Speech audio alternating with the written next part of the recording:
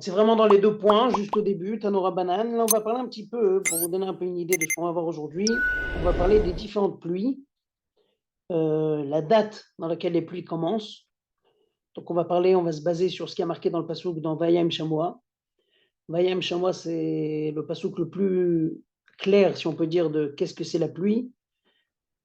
On appelle, Dieu dit comme ça, Venatatim et Tartzachem Beito, je vous donnerai la pluie de votre terre, Beito en son temps, Yoré ou Malkosh. On va s'arrêter un petit peu sur les deux noms, Yoré et Malkosh. On en avait parlé un peu la semaine dernière. Là, on va rentrer un peu plus dans les temps. Pourquoi une pluie s'appelle Yoré, l'autre s'appelle Malkosh, donc on en parlera. Ensuite, on en parlera qu'est-ce qui s'appelle le Zman d'Ekshamim, c'est quoi le temps de la pluie? Est-ce qu'il y a une période qui est plus propice que l'autre? À quelle date ça doit commencer? À quelle date ça doit finir? Donc on verra un petit peu jusqu'à la fin. Et à la fin, on finira dans le DAF, on parlera un petit peu du remerciement qu'on doit avoir envers Akadosh Baruch Hu dès qu'il pleut, la bracha que ça apporte, etc. Donc on y va. Tanu Rabbanan Davav Amud Aleph. Tanu Rabbanan Yore Shemore et Abriot Leatiach Gagoten, Lachnis Peroten, Velasot Kol Tzorken. La Braïta, elle commence, elle se demande la question pourquoi on appelle ça Yoré. Alors Yoré en hébreu, c'est comme Moré. En vérité, Moré, ça veut dire, alors on le traduit en enseignant, mais en vrai, Yoré, ça veut dire celui qui montre, qui guide la personne, qui lui fait passer un message. C'est la première pluie qui fait passer un message au peuple. Ça tombe pendant Cheshvan, comme on verra plus loin.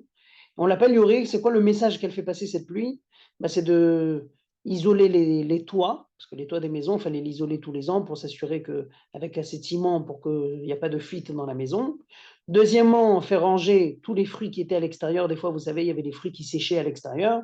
Et donc, la saute kol tzorken, c'était de faire toutes les autres choses, toutes les dernières préparations avant le temps de pluie. Donc, le sens de Yoré, c'est tout simplement celui qui nous montre et qui nous annonce l'arrivée de la période de pluie. Davar acher, une autre explication, c'est de dire que Yoré, ça vient du mot chez Marve et Taaretz, ou Mashkea Ateom. Yoré, ça vient du mot Leharvot, Marve, ça veut dire abreuver la terre. Donc, abreuver la terre, c'est la première pluie qui donne la première eau, si on peut dire, à la terre. Chez les Mar, Telame Arave Nachet Geduda Bervivim Kemogegena Simcha Tevarech. C'est la bracha qu'on souhaite à la terre, c'est dans Teilim. Il te dit que les sillons de la terre, tu vas abreuver les sillons avec beaucoup de petites pluies. Tu lui donneras ce qu'elle a besoin et tu enverras de la bracha pour les différentes récoltes. Troisième explication pourquoi on appelle Yoré. D'abord, Yoré, Shioret Benachat, Yoret Bezaf. Alors, Yoré, pourquoi on l'appelle Yoré? Parce que ça descend avec douceur et non pas avec force. C'est-à-dire, ça descend doucement, doucement. C'est une pluie légère, c'est pas une pluie forte. Alors, il dit, Oena Yoré, et là, chez Machir et Taperot, ou Mashtif et Azraïm, ou Mashtif et Tailanot. Mais peut-être, tu me dis jusqu'à maintenant que Yoré, c'est que des brachot, c'est des bonnes choses. Mais la Mishnah, le Braïta se pose la question. Mais qui dit que Yoré, c'est peut-être pas quelque chose de négatif? Yoré, ça pourrait peut-être, ça vient du mot Yeria, qui veut dire tirer, jeter. C'est de l'eau qui va faire tomber les fruits des arbres, qui va inonder les plantes, qui va inonder les arbres. Qu'est-ce qu'on en sait que Yoré, c'est quelque chose de positif? Alors il dit, juste après dans le verset, on a une autre pluie qui s'appelle Malkosh. Talmud Lomar Malkosh. Ma Malkosh livracha, afioré livracha. Alors il dit Malkosh, c'est une bracha la pluie de Malkosh. Tout le monde est d'accord. On verra pourquoi il nous dit que c'est une bracha. Bon, c'est que c'est une bracha. Mais en tout cas, il dit Malkosh c'est une bracha. Donc si Malkosh c'est une bracha, Yoré aussi c'est une bracha. Si Dieu nous promet que si on se comportera bien, il nous enverra Yoré et Malkosh, de la même façon que Malkosh c'est bracha, Yoré aussi c'est de la bracha. La Gemara, elle dit, mais qui a dit que Malkosh c'est bracha? Peut-être Malkosh aussi c'est une malédiction. Il dit, Oenola Malkosh, et la Shemapil et Tabati, mais Shaber et Tailanot ou Malet Sakaim. Peut-être Malkosh, ça veut dire, c'est la pluie qui fait tomber, qui casse les maisons, qui fait sortir toutes les sauterelles qui étaient cachées, toutes les petites bestioles qui étaient cachées, ça casse les arbres. Qu'est-ce qu'on en sait que Malkosh c'est la bracha? Talmud le Yoré. Alors la Braïta, elle reprend, elle dit, mais Yoré c'est une bracha. Ma Yoré livracha, femme Malkosh livracha. De la même manière que Yoré, c'est pour la bracha, Malkosh aussi, c'est un signe de bracha. La Braïta, elle dit, bon, alors Yoré, dont on sait que c'est la bracha, mais Yoré Goufé Menalan. Et là, il conclut, il s'arrête avec ce verset. L'Irtiv, c'est écrit dans le verset, on a vu ça dans le verset la semaine dernière, le passou qui dit, au Bnei Tzion, les enfants de Tzion, Gilou Vesimcho Bachem Elokechem. Réjouissez-vous d'Hachem votre Dieu, qui n'atteint lachem et amoré l'itzdaka, car il vous a donné comme tzedaka, comme charité, il vous a donné le moré, donc la pluie yoré.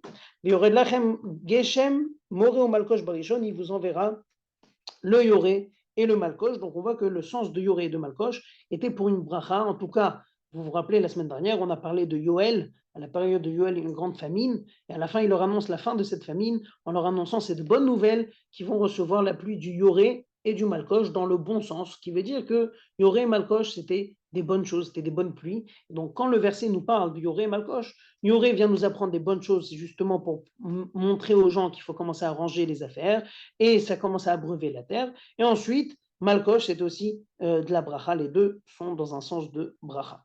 Ça, c'est le premier passage de la Gemara, une braïta qui nous parle de yoré et malkosh, du fait que ça aurait pu être peut-être un sens négatif, mais en vrai, c'est quelque chose de positif. Ça, c'est pour la première partie du Hamoud. Ensuite, il continue, on ramène une autre braïta qui va nous parler des différentes périodes dans l'année. C'est quand yoré et c'est quand malkosh. Est-ce qu'il y a une différence entre les deux? Est-ce que ça doit tomber dans deux différentes saisons dans l'année? Et donc, il te dit comme ça. Alors, la première braïta, on va voir, il nous dit Tanoura banan yoré bema cheshvan malkosh benissan. Le yoré, c'est le mois de Cheshvan, et malkosh, en vrai, c'est la dernière pluie, c'est la pluie de Nissan. Donc, c'est deux périodes de pluie différentes. Alors, la Gemara demande Taomer yoré bema cheshvan ou malkosh benissan? Ou enaola yoré betishri ou malkosh beyar? Qui t'a dit que yoré, c'est pas dans Tishri, et malkosh, c'est pas dans Iyar, qui a dit que c'est pas Tishri et Iyar, qui a dit que c'est Macheshvan et Nissan. Alors il dit Talmud Lomar Beito, il dit ça en son temps.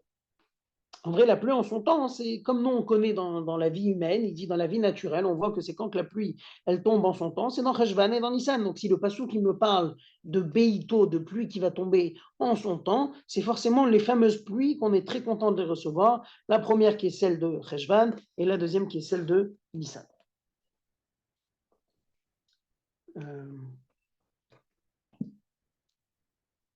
Une seconde, il y a quelqu'un qui a du mal.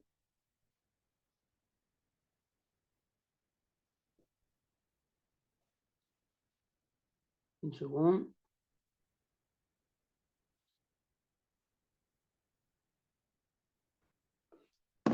Bon. Donc il dit comme ça. Alors il explique, il dit, maintenant qu'on a compris que Yoré, c'est en Cheshvan et Malkosh sans Nissan, alors il te dit, on va essayer de comprendre c'est quoi le sens du terme Malkosh. Vous vous rappelez, on a vu c'est quoi le sens de Yoré. On avait dit Yoré, c'est celui qui vient nous enseigner et nous annoncer la venue de la période de pluie. Là, on va voir un petit peu, Malkosh, c'est quoi? Ça signifie quoi? Alors il dit comme ça. Pourquoi on appelle ça Malkosh? Amar Rav Neila Baridi Amar Shmuel.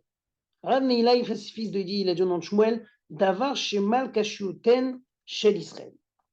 Il dit c'est quelque chose qui en vérité, le Malkosh, quand il ne descend pas, c'est-à-dire quand on ne reçoit pas la pluie du Malkosh, eh ben, ça casse le cœur dur du peuple juif. Pourquoi? C'est-à-dire en vrai, c'est de la pluie qui est tellement nécessaire et tellement importante que quand elle n'est pas là, eh ben, tout le peuple juif est brisé et il commence à faire teshuva, commence à faire des jeûnes pour recevoir cette pluie. C'est pour ça qu'on l'appelle Malkosh. Mal, ça fait la Brit Mila, c'est une manière de casser en vrai. Kashiuten, la difficulté, le cœur dur du peuple juif. Rabbi Shmuel Tana, un deuxième avis, pourquoi on l'appelle Malkosh? Davar Shememale Tvua Bekashia. C'est lui qu'en vrai, il remplit la récolte, il remplit cette récolte, il la rend beaucoup plus grosse et beaucoup plus grosse et beaucoup plus bénie pour l'année, parce qu'en vrai, cette Malkosh, comme on a dit, ben, c'est la pluie qui tombe quand la récolte elle a déjà commencé à pousser. On est à la fin de la période, juste avant qu'on va couper qu'on va cueillir cette récolte. Le dernier avis, Tana, il dit, pourquoi on l'appelle Malkosh? Mais Matnita Tana, Davar Shiored Alemililot Valakashin, ça rejoint en vrai le sens qu'on disait tout à l'heure, c'est la pluie qui tombe sur les mélilotes et les cachines. Mélilotes et les cachines, c'est les tiges de blé, les grains de blé. Si vous voulez, ça rejoint la même idée que Malkosh, c'est la pluie qui descend à la fin que la récolte pousse, donc vraiment le mois de Nissan, juste à la fin, avant qu'on va cueillir cette récolte. Et donc, c'est de là l'importance de cette pluie.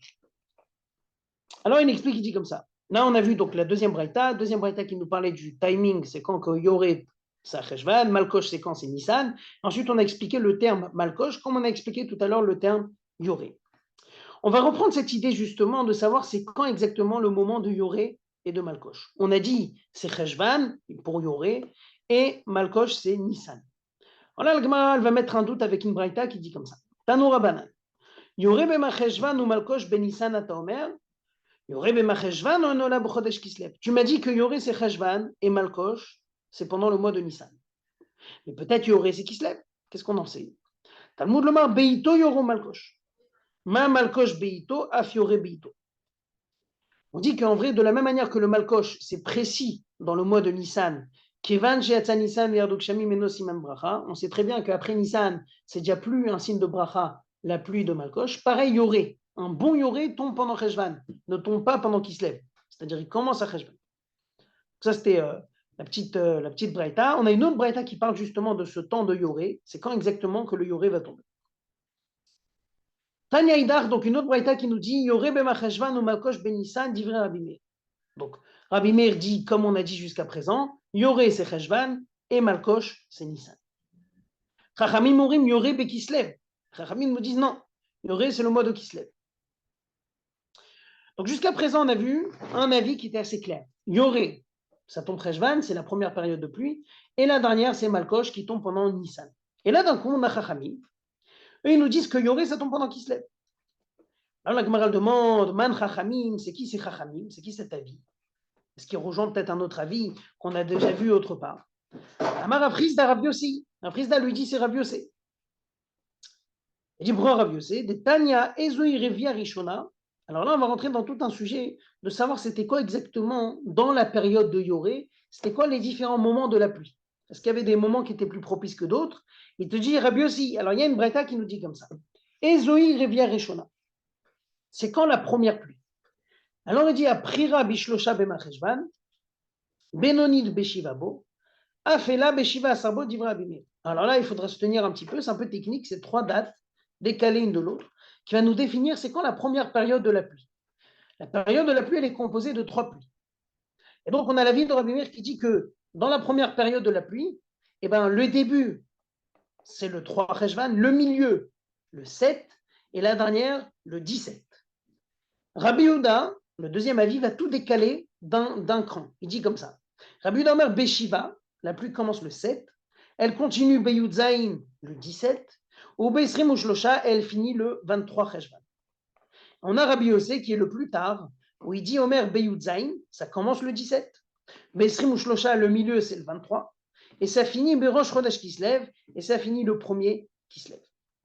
Maintenant, en vrai, donc on a 3 avis ici. C'est quoi exactement la période de la pluie? Okay, on va voir pourquoi c'est tellement important de savoir c'est quoi la période de la pluie. Mais pour le moment, on va essayer de retenir uniquement les 3 avis. Premier avis dit ça commence le 3 Cheshvan, 7 Cheshvan, 17. Deuxième il dit 7, 17, 23. Troisième il dit 17, 23 et premier qui se lève. On verra pourquoi c'est important. C'est important, par exemple, je vous donne un peu l'idée, on va voir plus tard. C'est par exemple quelqu'un qui a décidé, il a fait un vœu, je ne mangerai plus jusqu'à la deuxième pluie de l'hiver, ou jusqu'à l'arrivée de la première pluie d'hiver. Il faut savoir c'est quoi les définitions du temps, de ce qu'on appelle Revia Rishona, c'est-à-dire la première période de pluie. Et c'est pour ça qu'on a ces 3 avis, c'est quand les dates précises sur lesquelles on peut dire que voici est la période de la première pluie. La première période de la pluie. Et il dit comme ça, après qu'on a vu ces 3 avis, on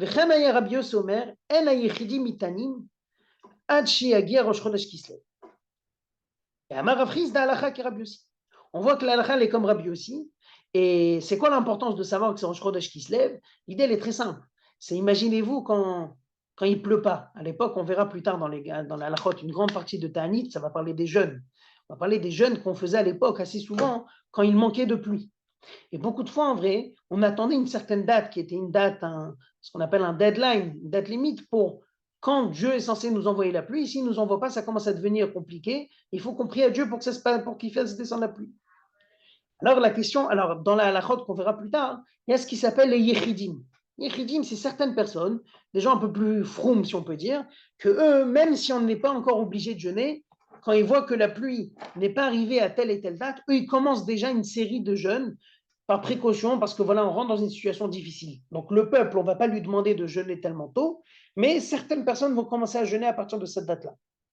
Rabbi Yossi dit, c'est à partir de quand qu'il faut jeûner? C'est à la fin de la troisième date de la première pluie, qui est Rosh Chodesh Kislev. Si Rosh Chodesh Kislev est passé, on n'a toujours pas eu de pluie, c'est là que les gens froum vont commencer à jeûner pour assurer que la pluie, pour qu'on soit sûr que la pluie arrive cette année. Alors, Ramem Armatne Lehad Rafrizda Be'alishna, Bishlosha B'macheshvan Sholin et Akshamim, Rabban Gamliel Omer Beshivabo, Amar Rafrizda Alacha ki Rabban Gamliel. Amemar, il nous enseigne quelque chose un peu différent, dans lequel on dit que c'est quand qu'on commence à demander la pluie. On a vu cette halakha.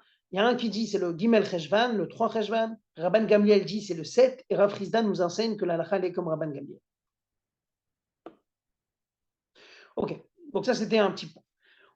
Donc si on récapitule, on a eu sur le temps de la pluie, on a vu Yoré et Malkosh. On a expliqué la définition de Yoré. Yoré, c'est la pluie qui nous enseigne le début de l'hiver, qui nous annonce le début de l'hiver. Malkosh, c'est à la fin. Les deux Yoro, Malkosh, c'est pour des brachot, c'est que pour des brachot. Ensuite, on va avoir Yoré en Cheshvan, Malkosh en Nissan, c'est la majorité des avis. Et c'est là qu'on est passé à cette étape qui nous explique les différentes dates de la première période de la pluie.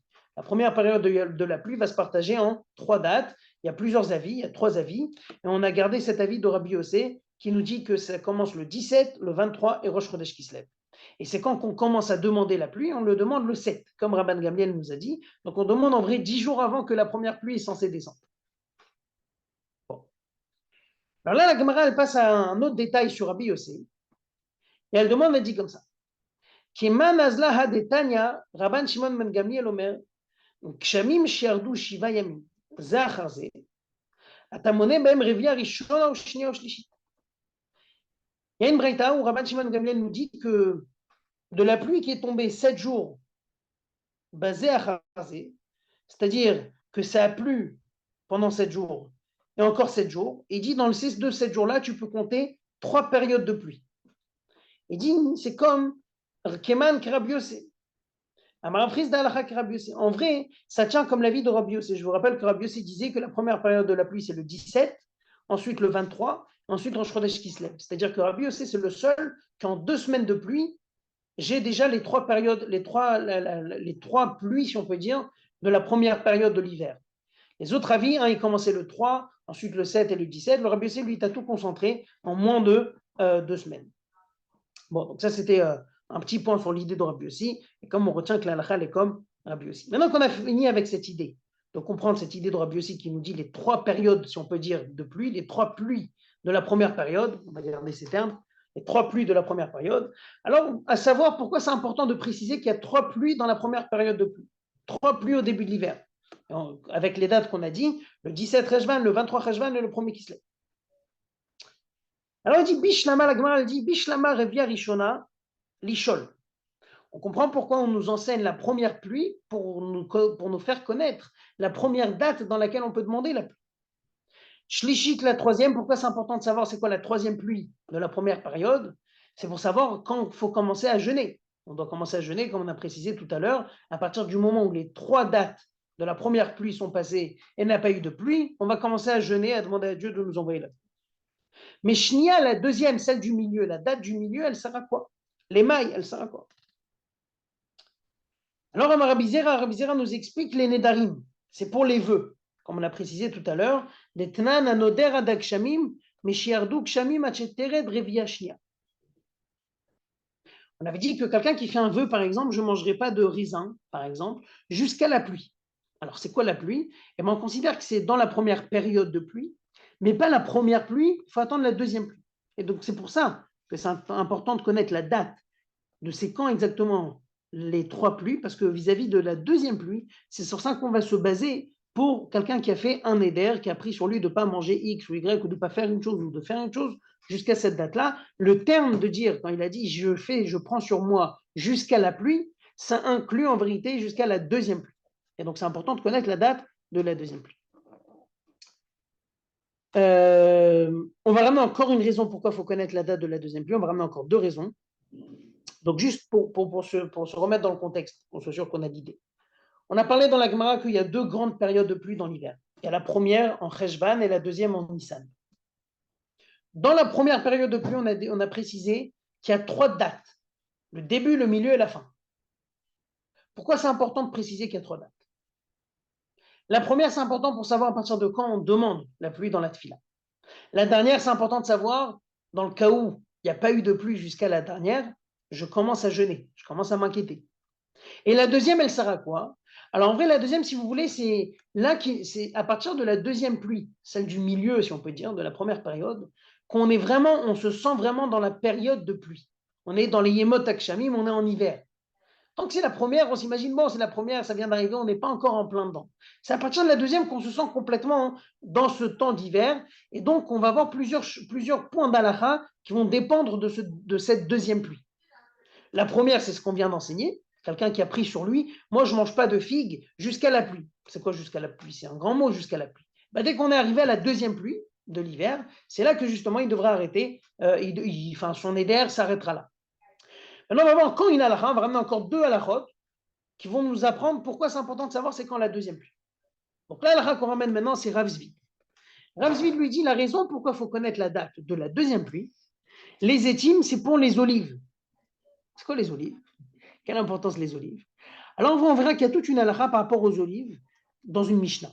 La Mishnah nous dit Detnan me matai koladam mutarin beleket b'shichecha ou b'pea.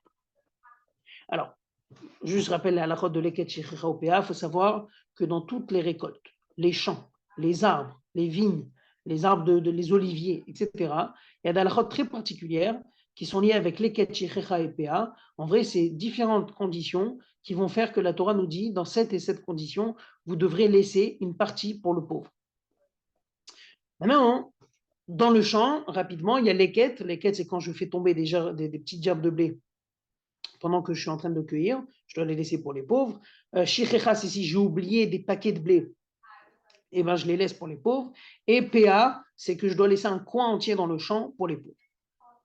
Et donc, c'est toujours une question de savoir, bon, si les pauvres, grâce à Dieu, j'habite dans une ville où tout le monde est riche, où il y a quelques pauvres. À partir de quand j'ai le droit de prendre les restes qui restaient dans mon champ, qui étaient réservés pour les pauvres, à partir de quand moi j'ai le droit de les prendre? Et à un moment ou un autre, on va arriver, est-ce que je les prends ou pas? Alors on dit comme ça, dans les quêtes shichecha ou PA, c'est-à-dire dans tous les champs de récolte de blé, d'orge, etc. Mais chez El Juan Amouchot, du moment que les Nemouchot sont passés. Alors, on va laisser la Gemara nous expliquer c'est quoi les Nemouchot. On va le mettre de côté pour le moment. Ensuite, Peret ou Beolelot, mais chez El Juan Imba Kerem Veyavo. Peret et Olelot, c'est un peu comme les quêtes shichecha ou PA, mais c'est des halachot qui se mettent en pratique dans la vigne. Peret, c'est quoi? C'est les graines de raisin qui tombent par terre. Donc, j'étais en train de prendre mes grappes et il y a des graines qui sont tombées par terre, je dois les laisser pour les pauvres. Et olélot, c'est quoi? C'est quand les grappes de raisin n'ont pas une forme triangle. C'est-à-dire qu'en général, une grappe, c'est un peu comme un triangle. Si elle a une forme triangle, ben, j'ai le droit de la récupérer. Si je vois qu'elle n'a pas de forme du tout, celle-là, je dois la laisser aux pauvres. Et donc, dans le péret et olélot, c'est à partir de quand que j'ai le droit de récupérer ces fruits? Mishiel, Juanim, Bakerem, Veyavo. Du moment que les pauvres ont fait un aller-retour dans ma vigne, ils ont fait un aller-retour, ça suffit. S'ils n'ont pas vu certaines grappes, certains trucs entre les feuilles, j'ai le droit de récupérer. Maintenant, ce qui nous intéresse, c'est quoi? C'est dans les oliviers. Bézétim, pour les olives, Micheteren Dreviashnia, du moment qu'on est rentré dans la deuxième pluie. Et donc, c'est pour ça qu'on a apporté cette Mishnah, pour nous dire que c'est important de connaître la date de la deuxième pluie de l'hiver, parce que c'est par rapport à cette deuxième pluie qu'on permettra à tous les propriétaires d'oliviers de pouvoir récupérer les restes que les pauvres n'ont pas pris. Donc c'est clair, donc on a cette deuxième histoire de Rav Zvi qui nous raconte, qui nous explique pourquoi c'était important de connaître cette date de la deuxième pluie. Maintenant, la Gemara, si déjà on est dans le sujet, juste elle demande une petite question. Alors, c'est quoi ce Nemouchot? Je vous ai dit qu'on va expliquer. Dans les champs, on a le droit de récupérer, de récolter ce que les pauvres ont laissé du moment que les Nemouchot sont passés. Maï Nemouchot, deux avis, qu'en vrai rejoignent la même idée. Amar Rabbi Yochanan savait d'Azla Tigra, Resh Lakish Amar Lakoute Batar Lakoute. Rabbi Yochanan lui dit qu'il s'agit en vérité les vieux, dès que les vieux pauvres passaient dans le champ, eux ils marchaient sur leur canne, ils marchaient avec leur canne, donc ils marchaient très lentement. Et donc, si on peut dire, utiliser des termes un peu simples, ils rasaient le champ. Donc dès qu'ils sont passés, il n'y a aucun pauvre qui réfléchissait de dire peut-être je vais passer dans le champ, peut-être il reste quelque chose à récupérer. Si les vieux sont passés, ils ont pris tout leur temps d'aller récupérer dans tous les coins, etc. Alors ils ont abandonné les pauvres et moi j'ai le droit de récupérer ce qui reste dans le champ. Le deuxième avis, c'est Resh Lakish, lui dit, dès qu'il y a eu une deuxième équipe qui est passée dans le champ, c'est-à-dire qu'il y a une première équipe, une première vague de pauvres qui a récupéré ce qu'il y avait dans le champ, du moment que la deuxième vague est passée derrière eux, les autres pauvres vont même pas essayer de passer dans le champ, ils se disent, ça y est, c'est fini. Et donc, ils abandonnent et moi, j'ai le droit de récupérer ce qui est resté dans mon champ. Voilà, ça c'était une petite parenthèse pour savoir c'était quoi ce Nemushot. Donc, on a deux raisons de connaître la deuxième pluie, la date de la deuxième pluie. La première, c'était au cas où je prends sur moi un vœu, une décision jusqu'à la période de la pluie, eh ben, elle s'applique jusqu'à la deuxième pluie. La deuxième raison, c'était quoi? C'est si je veux prendre mes olives que j'ai laissées pour les pauvres, ben, c'est à partir de la deuxième pluie que j'ai le droit de les récupérer. Là, on va voir un troisième exemple. Un troisième exemple, il dit Rav Papa Mar Kedé la lech beshvila reshut.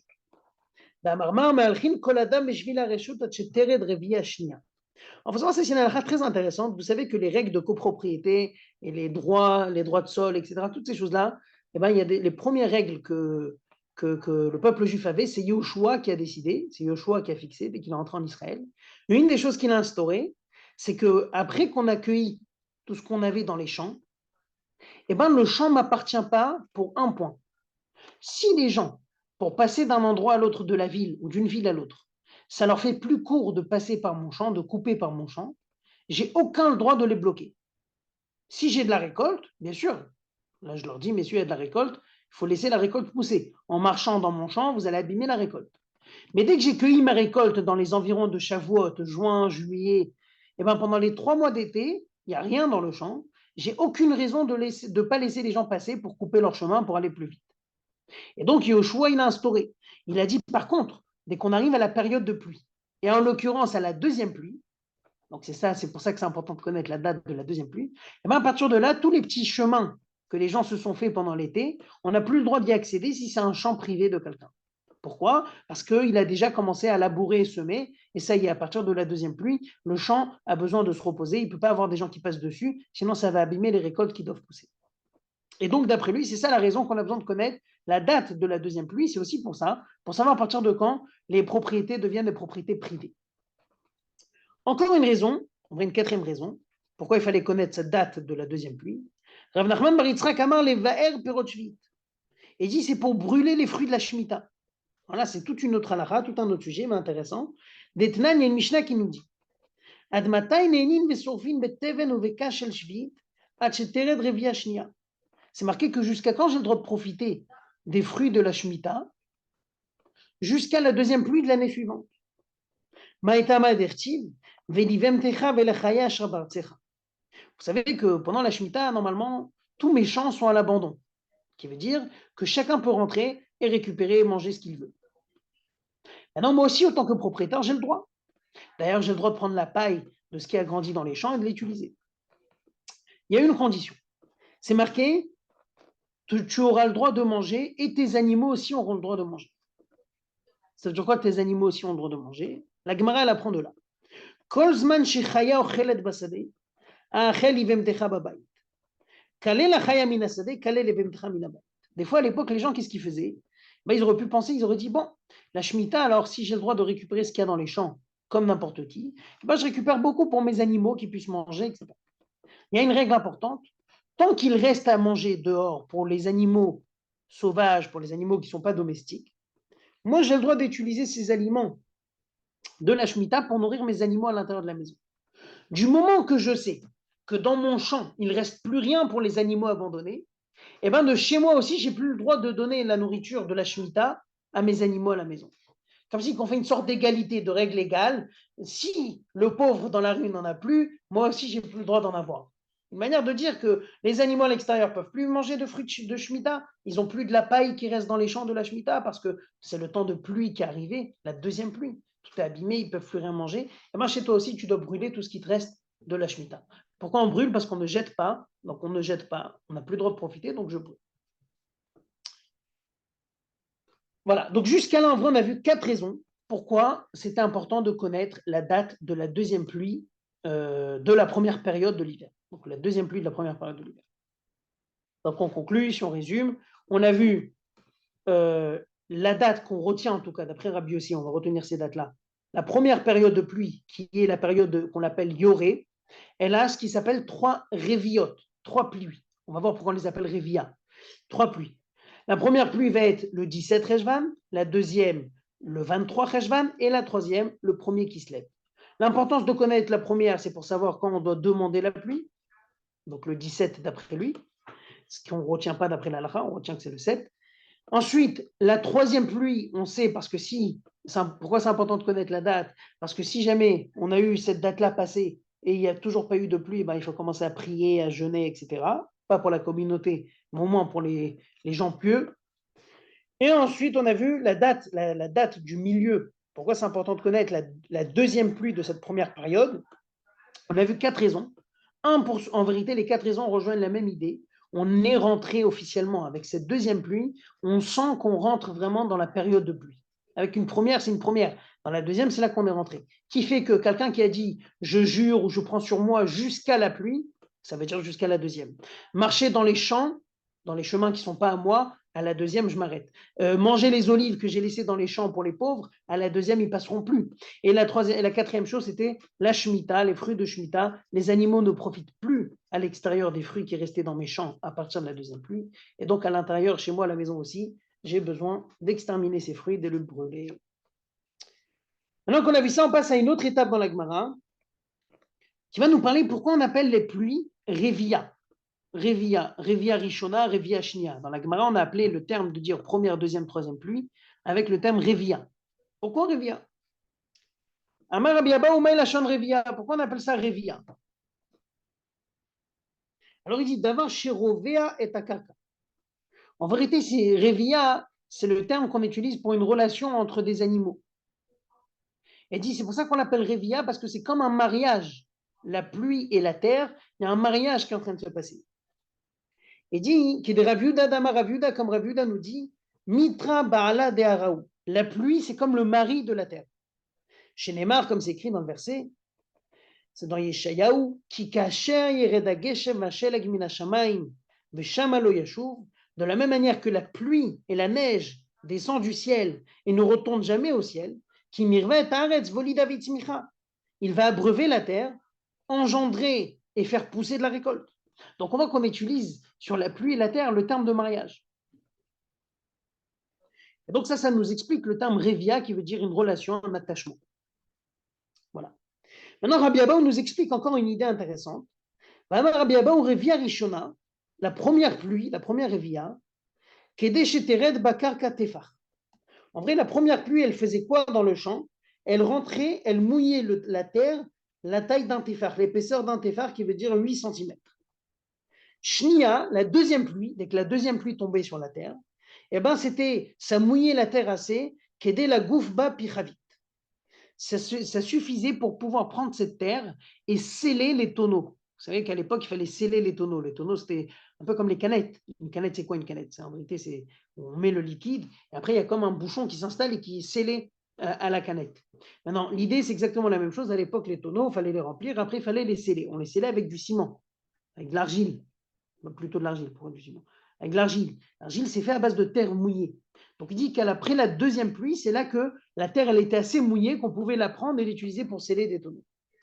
Donc, il nous donne un peu une idée à combien la pluie est une bracha. La première, c'était pour mouiller 8 cm de terre. Et la deuxième, c'est suffisamment d'eau pour pouvoir utiliser cette terre, un peu comme de la boue, pour pouvoir sceller les tonneaux. Amara Frisdak Shamim Shiardou Kedelagouf Ben Pichavit, En Ben Mishum Vatsa. Alors là, c'est un peu intéressant, on va avoir quelques lignes de Gemara qui vont nous parler de ce qui s'appelle Ve'atzar, Ve'atzar et Hashamayim. Dieu dit, je vais arrêter le ciel, et je vais arrêter, je ne vous enverrai pas de pluie. C'est une punition dans le cas où on se comporte mal. Et là, ce qui est intéressant, c'est de savoir, c'est quoi une définition de sécheresse dans laquelle on n'a pas de pluie? On est tous d'accord que de la pluie toute fine, ça reste une sécheresse. S'il n'y a que de la pluie toute fine qui descend sur la terre, ça reste une sorte de sécheresse. C'est à partir de quand que c'est plus une sécheresse? Donc il dit comme ça. Première chose, Rafrizda, il nous dit, si la pluie, elle était assez abondante, qu'on puisse prendre la terre et fermer et sceller des tonneaux avec cette pluie, alors En Ben Mishum Va'atzar, c'est là qu'on sait que Dieu ne nous a pas mis dans une situation de sécheresse. Baruch Hashem, il y a de l'abondance. Ça représente une abondance. Ensuite, Rafrizda, Shamim Shardu Kodem Va'atzar, En Ben mishum ve'atzar. Il dit autre chose, de la pluie qui est descendue sur terre, avant qu'on a lu le mot ve'atzar et hashamay, c'est quand qu'on lit la phrase ve'atzar et hashamay, c'est dans le schéma. Il dit de la pluie qui est descendue le matin avant le schéma, c'est un signe de bracha, c'est que Dieu a décidé de nous envoyer l'abondance.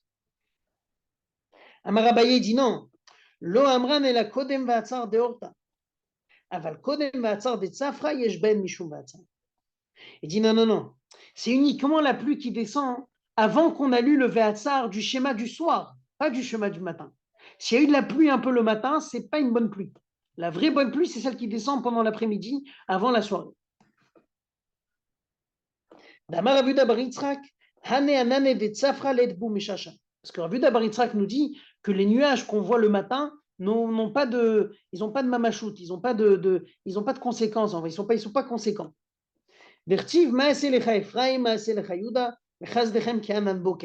Dieu dit au peuple juif, quand il parle des fautes qu'on a pu faire, il dit, toi Ephraim et toi Yehuda, qu'est-ce que je vais vous faire? Toutes vos bonnes actions, c'est comme des nuages de bon matin, qui veut dire des nuages qui vont finir par disparaître et qui n'apportent rien. C'est de la fausse bonté. Amar le Rav Papa le Abaye, Veha amre inche, bemiftach bevemitra, bar chamra mor sakach vegane. Alors il dit, mais attends, mais Rav Papa il dit, ah bah, on voit que les gens ont l'habitude de dire, il y avait une phrase que les gens avaient l'habitude de dire, que dès qu'il pleut le matin, eh ben, il faut tout de suite fermer les petits stands qu'il y avait dans le champ et dans le marché, parce que c'est sûr qu'il y aura beaucoup, beaucoup de bracha et les marchands ne vont pas gagner leur argent. C'était une manière de dire, il y avait un signe comme ça entre les gens à l'époque, dans la population, que s'il pleuvait le matin, on disait aux commerçants, rentrez chez vous, vous n'allez pas réussir cette année parce qu'on va avoir une abondance énorme. Donc, a priori, c'est oui un bon signe, la pluie du matin.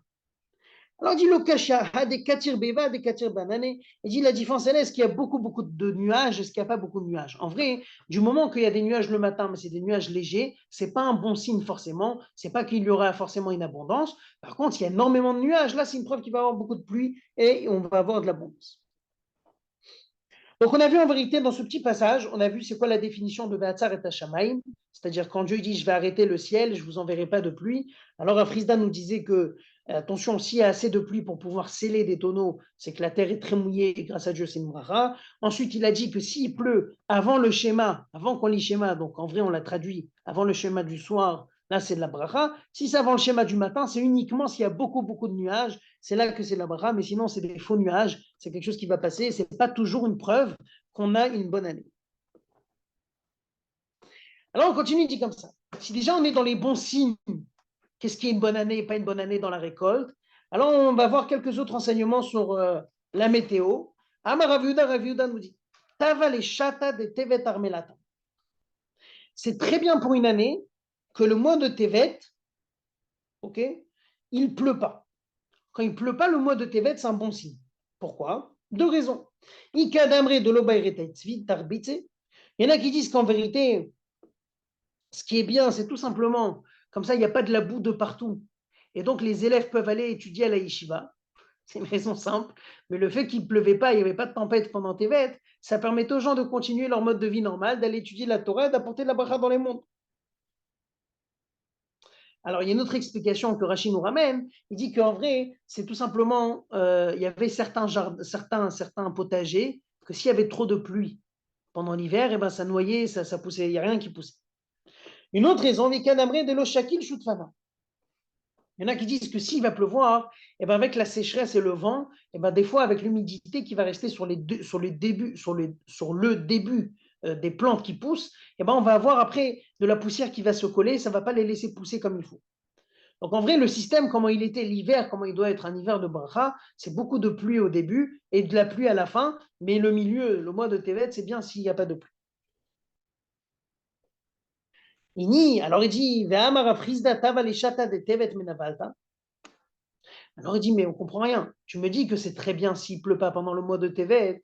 Mais voilà, Rafrizda, il nous dit que c'est très bien si le mois de Tevet, il y a de la boue de partout. Le mois de Tevet, c'est un mois sale. C'est une très bonne bracha. Tu me dis que c'est pas bien quand le mois de Tevet, il a de la pluie. Alors il dit, c'est ça la différence. Ça dépend s'il a plu au début de l'hiver ou il n'a pas plu au début de l'hiver. Alors il explique, il dit, c'est très simple. L'okasha, ce n'est pas une question. Adata mitra mikara de l'eau, ata mitra mikara. S'il a plu au début, eh ben, on ne veut pas que le mois de Tevet il pleut encore, ça suffit ce qu'on a eu au début. S'il n'a pas plu, le mois de Tevet il pleut, c'est très très bien. Alors maintenant, on va reprendre un petit peu les enseignements qu'on a vus. Qu'est-ce qui est appelé une sécheresse? Qu'est-ce qui est appelé une punition de Dieu? Et qu'est-ce qui n'est pas considéré une punition de Dieu et une sécheresse? Vraiment frisda. Kshamim shiardu al miktsat medina, val miktsat medina lo yardu, en be'em mishum va'atzar. Si la pluie est tombée sur une partie de la commune, mais pas sur toute la commune, ça ne veut pas dire qu'il y a une sécheresse. Dieu, il a lui envoyé la pluie cette année-là, même s'il y a une partie de la commune qui n'a pas reçu de pluie.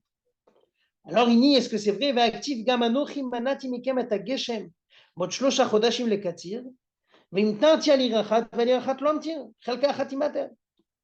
Alors il dit, il y a un verset qui nous dit, Dieu va nous punir, il va nous empêcher la pluie pendant 3 mois, et il va faire tomber de la pluie dans une et pas dans l'autre. Donc on voit que c'est quelque chose de négatif, qui pleut que dans un endroit et pas dans un autre. Vu d'Amarav, Shten Liklala, les deux c'est une malédiction. L'Okasha, l'Agmal répond, il dit non. Hadata tuva hadata kedemi baele. En vrai, là-bas, qu'est-ce que Dieu il a décidé de faire? Il a décidé d'envoyer dans une partie de la commune, de rien envoyer du tout, et dans l'autre, de l'inonder de pluie. Donc à ce moment-là, bien sûr, la partie qui n'a pas de pluie, elles sont dans la sécheresse, donc c'est la famine, et la partie où il a inondé tout le monde, on n'a rien gagné non plus. Pardon. Amaravashida Kanami, comme c'est expliqué dans le Passouk, d'Ertiv Timater, Teme comme Matar Shmamina, c'est marqué clair dans le verset qu'il y a une ville qui n'aura pas de pluie et l'autre ville sera remplie de pluie, c'est-à-dire qu'elle sera complètement inondée. Donc dans les deux, c'est un mauvais signe. Mais d'une manière générale, ce que Rav Frisda il a dit, c'est vrai. Si dans une commune, il n'y a qu'une partie qui a reçu la pluie et pas l'autre, c'est pas grave, ils vont faire des affaires entre eux. C'est pas la fin du monde, c'est pas une sécheresse. Donc jusqu'à là, on a vu les petits enseignements de Rav Frisda sur qu'est-ce qui est considéré la famine, qu'est-ce qui n'est pas considéré une famine, qu'est-ce qui est quand même considéré que Dieu nous envoie la bracha. La Gemara elle finit avec ces remerciements qu'on doit avoir à Dieu sur la pluie. Amar Rabbi Abaou. Rabbi Abaou nous dit, mais matai mevarchin alakshamim. Vous savez qu'il y a une bracha qu'on verra tout de suite, il faut remercier Dieu quand il pleut. Sachez que j'ai entendu qu'en Israël, aujourd'hui, il y a des gens, il y a des agriculteurs religieux, que dès qu'il pleut, ils font cette bracha. Ils remercient Dieu sur la pluie. Alors, c'est quoi? Il y a une bracha qu'on va voir tout de suite, c'est quoi? Mais à partir de quand on fait cette bracha? À partir de quand on peut considérer que la pluie est en abondance? On peut remercier Dieu. Alors, il dit comme ça. Du moment que vous allez voir la pluie, les flaques d'eau, et vous avez l'impression que c'est un khatan qui va accueillir la kala. Où vous voyez ça, vous savez, quand il pleut, Rachid explique que quand il pleut, et ben des fois, quand il pleut beaucoup, on le voit des fois dans les rues de Paris aussi, même si c'est du goudron, on voit des fois quand il pleut beaucoup dans les flaques d'eau, et ben chaque pluie, chaque goutte qui tombe dans la flaque, elle crée une bulle. Okay, elle crée une petite bulle. Quand il y a des bulles de la pluie, c'est comme si que la goutte qui est descendue en bas, elle va accueillir la goutte qui suit juste après. Comme si qu'elle n'a pas le temps de rentrer dans la terre, elle est déjà en train d'accueillir la goutte qui va suivre. Ça, c'est un signe d'abondance, et c'est là qu'on fera la bracha pour la pluie. Maïmevarer, c'est quoi la bracha pour la pluie? Amarabida Amarab, Rabida Dionodorav, Modim Anachnulach, Hashem Elokeinu, on te remercie, Hashem notre Dieu, à Kol Tipa Vetipa Shoratalanu, sur chaque goutte de pluie que tu nous as fait descendre. Rabbi Yochanan Messaïm Ba'achi, Rabbi Yochanan, il ajoutait encore un passage. Ilufinu Maleshira Kayam, lui, il ajoutait la suite de Nishmat Kolchai. Là-bas, on dit à Dieu, si notre bouche était grande et remplie de chants comme la mer, ou le shoné nourina kamon galav, et notre langue aurait pu chanter comme la quantité de vagues qu'il y a dans la mer, ad jusqu'à la fin qui dit ta pitié et ta miséricorde ne nous a jamais abandonnés, velo azavunu, baruch rov aodaot, on bénit Dieu qui a la majorité des remerciements. Donc on dit à Dieu, tu as la majorité des remerciements. La Gemara elle s'étonne tout de suite. Dieu, c'est un Dieu qu'on lui donne la majorité de nos remerciements et pas tous nos remerciements. Amarava Emma, quel Aodaot? Rava lui dit, non, il faut dire le Dieu des remerciements. Amarav Papa, il karnemrinu les travaillou, quel Aodaot? Verov Aodaot, on finit avec ça. Rav Papa nous dit, on va dire les deux, quel Aodaot et Rov Haodaot. Il faut savoir que la traduction de Rov Haodaot, ça peut vouloir dire la majorité des remerciements, ça peut vouloir dire aussi la multiplicité des remerciements. Donc en vrai, le fait qu'il y a de multiples remerciements pour Akadosh Baruch Hu, Ribouille Haodaot, beaucoup de remerciements pour Akadosh Baruch Hu. Alors, donc si on récapitule, on va récapituler comme ça on repart avec une idée claire de ce qu'on a vu aujourd'hui. Donc, Davav, il a commencé avec une braïta qui nous parle du yoré. C'est quoi la définition du mot yoré? Puisque dans le schéma, on voit qu'il y a deux sortes de pluie, yoré et malkoche. Il dit la définition du mot yoré, un, c'est pour nous enseigner, nous annoncer la venue de la période de la pluie, et donc de se préparer, mettre du ciment sur les toits, rentrer les fruits, etc. Deux, ça abrève, yoré, c'est vient du mot ravé. Okay, ça va abreuver la terre. Ensuite, ça descend avec douceur. Okay, ça vient du mot yored benachat, ça descend avec douceur. Alors il dit, dont on sait que c'est des choses de bracha que Yoré nous apporte, il dit parce que Malkosh aussi c'est bracha. Alors il dit, mais qui dit que Malkosh c'est bracha? Parce qu'en vrai, on voit que Yoré et Malkosh, les deux, ont été annoncés comme un signe de bénédiction par Hachem quand on avait subi 7 ans de famine. Hachem nous dit, ne vous inquiétez pas, vous allez recevoir Yoré ou Malkosh pendant le premier mois de Nissan. Donc les deux sont un bon signe. C'est quand que ça se passe en général? Ça, c'est deuxième étape dans la Gemara, deuxième partie. C'est quand le moment de Yoré de Malkosh. Yoré, c'est Cheshvan, Malkosh, c'est Nissan. Les deux sont en leur bon temps. Malkosh, c'est quoi la définition du mot Malkosh? La Gemara explique, c'est un, mal kashutan chez l'Israël, ça casse la dureté du peuple juif. Deux, memalet voix bekashia, Malkosh, memalet bekashia, c'est ce qui remplit la récolte, elle devient bien remplie grâce à cette pluie, et Melilot et Kashin, c'est-à-dire les gerbes de blé et les graines de blé qui sont sur la tige, en vérité reçoivent cette pluie parce que c'est la pluie qui vient à la fin dès que la récolte a déjà poussé. Ensuite, on est rentré un peu plus dans la troisième partie de la Gemara, si on peut dire. La troisième partie nous parle un petit peu plus des temps de la pluie, c'est quand que ça tombe, c'est Cheshvan et Nissan. Rabbi Yossé, a priori, il tient que Yoré, c'est Kislev, c'est pas Cheshvan, ça peut tomber jusqu'à Kislev. C'est là qu'on a apporté les trois avis, c'est quand les trois pluies de la première période de la pluie. Il y a une première période qui se passe en début d'année, en début de période d'hiver, on a trois pluies. On avait un avis qui disait le 3 Cheshvan, 7 Cheshvan, 17, deuxième nous dit 7, 17, 23, et le troisième qui est Rabbi Yossi sur lequel on s'arrête un peu, on retient la halakha comme lui, 17, 23 et premier jour de Kislev. Lui, il tient que c'est ces dates-là. Ensuite, on a dit qu'on commence à demander la pluie dans la première date de la pluie. On tient comme Rabban Gamliel que c'est le 7 Rejvan. Ensuite, on a dit on comprend pourquoi on a besoin de citer. Et là, on est passé à la troisième partie de la Gemara, qui nous dit c'est pour comprendre pourquoi on a besoin de citer les trois temps de pluie.